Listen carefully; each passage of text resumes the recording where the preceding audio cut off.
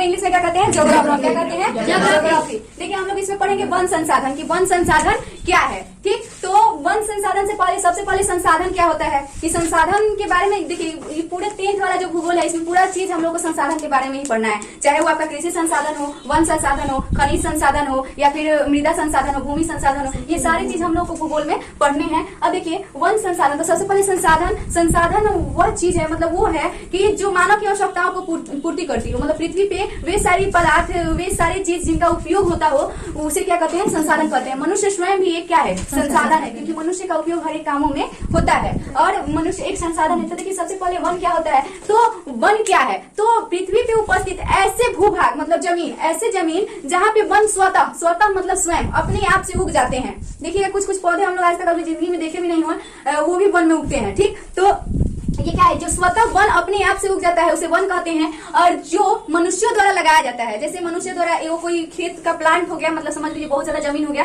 तो उसमें क्या किया जाता है कि बहुत सारा छोटे छोटे पौधे लगाए जाते हैं, चाहे वो आम के पौधे हो, लीची के पौधे हो, अमरूद के पौधे हो, तो जो अपने से मतलब वन लगाए जाते हैं उसे वानिकी कहते हैं। और इस वानिकी में पुष्प भी लगाए जाते हैं। जब पुष्प वाला वन लगाया जाता है तो उसे हम बगीचा कहते हैं। क्या कहते हैं, बगीचा कहते हैं। तो वन एक नवीकरणीय संसाधन होता है, मतलब ये कहीं नष्ट हो भी जाए तो हम इसे क्या कर सकते हैं, पुनः उगा सकते हैं। नवी मतलब नया, तो नवी मतलब नया, मतलब इसे हम नया भी उगा सकते हैं। मान लो कि किसी क्षेत्र में पूरा पेड़ कट गया या फिर बर्बाद हो गया, पूरा वन बर्बाद हो गया, तो हम वहाँ पे कुछ मेहनत करके फिर नए नए पौधे भी उगा सकते हैं। लेकिन आजकल क्या है कि लोग वनों का दुरुपयोग कर रहे हैं। क्या कर रहे हैं कि महल या फिर बिल्डिंग या फिर कारखाना बनाने के लिए वन को तो काट दे रहे हैं, लेकिन वहाँ पे क्या कर रहे हैं, फिर से दोबारा वन नहीं लगा रहे हैं, जिससे क्या हो रहा है, दिन प्रतिदिन इनकी संख्या में कमी होती जा रही है और आने वाले दिन में ये हमारे लिए बहुत बड़ा संकट है। ठीक, अब देखिए कि वन हमारे लिए एक वरदान भी होता है। क्या होता है, वरदान होता है, मतलब समझिए कि प्रकृति का क्या है, आशीर्वाद है। और अगर जिंदगी में अच्छे तरीके से जीना है, सुकून से जीना है, तो आपको वनों का सहारा लेना पड़ेगा। अगर वन जहाँ नहीं रहेंगे वहाँ घुटन महसूस होता है। क्या होता है, घुटन महसूस, क्योंकि हम लोग को पता है कि प्रकाश संश्लेषण द्वारा हमें क्या देते हैं, ऑक्सीजन देते हैं, जो हमारे लिए अत्यंत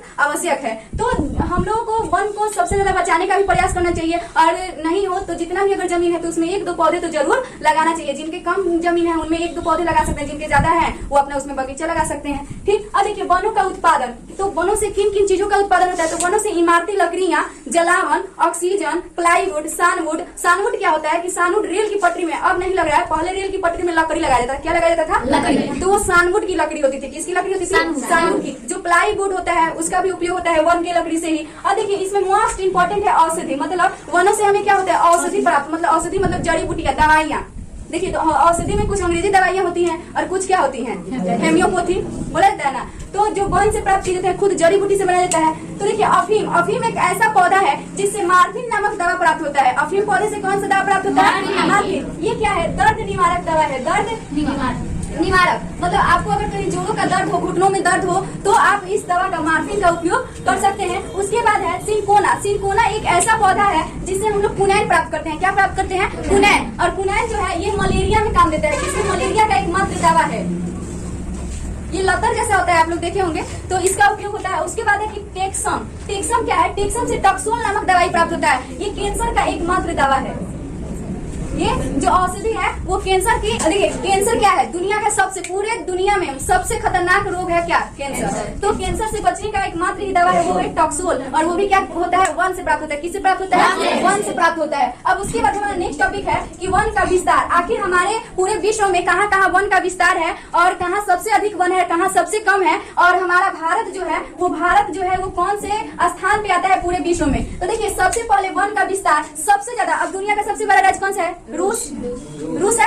तो रूस में क्या है, वन का सबसे ज्यादा विस्तार है। क्या है, सबसे ज्यादा विस्तार है। उसके बाद ब्राजील है, कनाडा है, किंगो है, अमेरिका है, ऑस्ट्रेलिया है, ये सब राज्य हैं। ठीक, लेकिन हमारा भारत जो है ये 10वां नंबर पे आता है वन के विस्तार के मामले में। पूरे विश्व में जो भारत का स्थान है वो है 10वां स्थान। ठीक, ये याद रखिएगा, ये ऑब्जेक्टिव में पूछता है, कंपटीशन एग्जाम में भी पूछता है। उसके बाद क्या है कि भारत में, अब देखिए भारत तो हो गया 10वां, पूरे विश्व में कौन सा स्थान हो गया, भारत का 10वां। लेकिन अब ये क्वेश्चन ये आता है कि आखिर भारत में कौन सा ऐसा राज्य है जहाँ सबसे ज्यादा वन का विस्तार है। तो भारत में एमपी एक ऐसा राज्य है, एमपी एक ऐसा राज्य है जहाँ वन का विस्तार सबसे अधिक है। और उसके बाद एमपी के बाद असम। असम एक ऐसा राज्य है जहाँ घने वन पाए जाते हैं। घने मतलब क्या, मतलब देखिएगा तो बहुत ज्यादा वन, मतलब देखने में बहुत ज्यादा वन वहाँ पे रहता है, तो घना वन पाया जाता है। फिर से खुले वन जो होते हैं वो तमिलनाडु, मतलब ज्यादातर दक्षिण भारत में, हमारे दक्षिण भारत में खुले वन पाए जाते हैं। तो क्वेश्चन हमारा ये आता है कि पूरे भारत में सबसे ज्यादा सघन वन कहाँ पाया जाता है, तो असम में। और सबसे ज्यादा वनों का विस्तार किस राज्य में है, लेकिन हम लोग बिहार के थोड़ा बिहार का भी बात कर ले रहे हैं। तो बिहार में सबसे ज्यादा वन किस राज्य में पाया जाता है,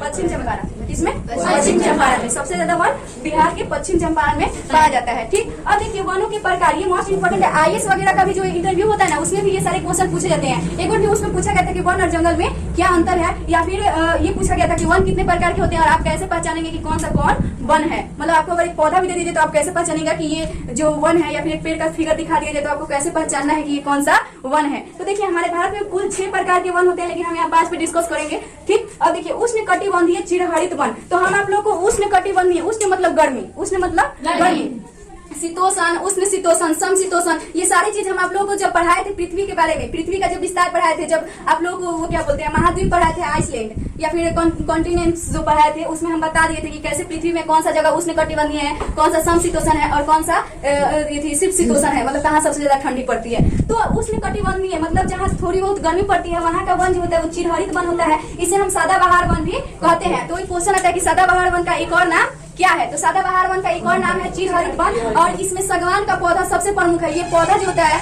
पेड़ जो होता है, सबसे मजबूत लकड़ी होता है सागवान का, और लंबा भी होता है। तो ये देखिए, ये जो है क्या होता है, इसकी पत्तियां थोड़ी नुकीली सुई नुमा होती है। कैसी होती है, सुई नुमा, मतलब पत्तियां पतली पतली होती है और मतलब कोनी पे सुई जैसा निकली हुई रहती है। उसके बाद है पर्णपाती या पतझड़ वन। तो हमारे बिहार में पूरा ज्यादातर देखा जाए तो पतझड़ वन का विस्तार है। ठीक, अब उसके बाद है पर्वतीय या कोनधारी वन। तो हिमालयी क्षेत्र जो है, जहाँ पे मतलब बड़े बड़े पहाड़ है, पर्वत है, वहाँ पे पर्वतीय या कोनधारी वन पाए जाते हैं। उसके बाद है डेल्टाई वन। डेल्टाई वन में सुंदर वन आ जाता है, जो कि पश्चिम बंगाल में है सुंदर वन, वो सारी चीज आते हैं डेल्टाई वन में। उसके बाद है कंटीले वन। कंटीले वन को हम लोग क्या कहते हैं, शुष्क वन भी कहते हैं। क्या कहते हैं, शुष्क वन। देखिए शुष्क वन क्या होता है, जो मतलब उसमें पत्ती हो ही ना, मतलब क्या हो कि मतलब जब वर्षा होती है तो क्या होता है कि पत्ते खूब अच्छे झबरदार होते हैं, मतलब बड़े बड़े होते हैं पत्तियां जहाँ वर्षा होती है। लेकिन जहाँ वर्षा नहीं होती है वहाँ की पत्तियां धीरे धीरे सूख के वो कांटे का रूप ले लेती हैं, जैसे हो गया राजस्थान और पंजाब। तो यहाँ की जो ये पेड़ पौधे होते हैं वो कंटीले होते हैं। यहाँ ज्यादातर पौधे आप लोग झाड़ीदार पौधे नहीं देख सकते हैं। आप देखेंगे वो क्या बोलते हैं, कंटीले वन, जैसे खजूर का पेड़ आप लोगों को देखने को मिलेगा, या फिर क्या बोलते हैं झरखट का, क्या बोलते हैं झरखट का पेड़ भी आपको राजस्थान में देखने को मिल जाएगा। मतलब समझिए कि वहाँ वर्षा होती नहीं है, और वर्षा नहीं होने के कारण जो भी पौधे उगते हैं उनकी पत्तियां क्या हो जाती हैं, धीरे धीरे कांटे के मतलब कांटा जो होता है ना उसके रूप का वो हो जाती है। और ये कंटीले वन कहलाने लगती है, इनको हम लोग शुष्क वन भी कहते हैं। ये क्वेश्चन इंपॉर्टेंट है कि पूछता है कि किस राज्य में कंटीले वन पाए जाते हैं, तो सबसे ज्यादा कंटीले वन राजस्थान में पाए जाते हैं। देखिए नेक्स्ट टॉपिक जो है, जो हम लोग अब देखिए हम लोग यहाँ वन के विस्तार तक पढ़ लिए, लेकिन इसके बाद वन में कौन कौन से अभ्यारण्य है, कितने राष्ट्रीय उद्यान है, मतलब कहाँ ये क्या अभ्यारण्य है, राष्ट्रीय उद्यान, जीव मंडल कितने हैं, और कौन सा अभ्यारण्य है, किस राज्य में है, ये सारी चीज नेक्स्ट टाइम हम लोग पढ़ेंगे। लेकिन इसमें आप लोगों के लिए सबसे इंपॉर्टेंट बता दें कि वन से रिलेटिव है। तो वन में जो हम लोग का भारत का राष्ट्रीय पशु है क्या है, पशु क्या है, बाघ। राष्ट्रीय पक्षी क्या है, मोर। तो इसी सब चीज में हम लोग को पढ़ना है, और इस समय भी पढ़ना है कि कौन से जो जानवर हैं सबसे ज्यादा भारत में पाए जाते हैं। और देखिए भारत में शेर और बाघ दो ऐसे जानवर हैं जो यहीं पे पाए जाते हैं, बाकी अन्य देश में नहीं पाए जाते हैं। घड़ियाल भी एक लौता ऐसा जानवर है या जंतु है जो सिर्फ भारत में ही पाया जाता है, और जगह नहीं पाया जाता है। अब देखिए कुछ क्या होते हैं कि क्या होगा कि मतलब कुछ जीव लुप्त होते जा रहे हैं। क्यों, क्योंकि उन्हें वैसा वातावरण नहीं मिल पा रहा है, वैसा जगह नहीं मिल पा रहा है। अब एक बात बताइए, कोई पक्षी अगर पेड़ पे रहना चाहती है, उसको हम पिंजरे में लाके रख दें तो वो ज्यादा दिन तक जीवित रह पाएगा नहीं, उसका ऐसे ही उसका दिन घटते जाएगा। लेकिन वो जब खुले आजादी में रहेगा तो अपना आसानी से जिएगा। तो हम लोग क्या कर रहे हैं, दिन प्रतिदिन वनों की कटाई कर रहे हैं, वन की कटाई हो जा रहा है, तो जानवर इधर उधर भटक रहे हैं, भटकते कोई शिकार कर ले रहा है, कोई भूखे मर जा रहा है, कोई प्यासे मर जा रहा है। तो हम लोग को ऐसा नहीं करना चाहिए। आने वाले दिन में अगर हम प्रकृति को नहीं बचाएंगे तो हम लोग का भी बचना बहुत मुश्किल हो जाएगा। तो आप लोग भी सीरियस हो जाइए, पेड़ पौधे लगाइए अगर जहां तक संभव हो सके, क्योंकि देखिए कहने से और करने में बहुत अंतर होता है कि नहीं। तो कहने के लिए सबको कहेगा कि हम लगाएंगे, हम भी कहेंगे कि हम लगाएंगे, लेकिन लगाएंगे तब तो होगा।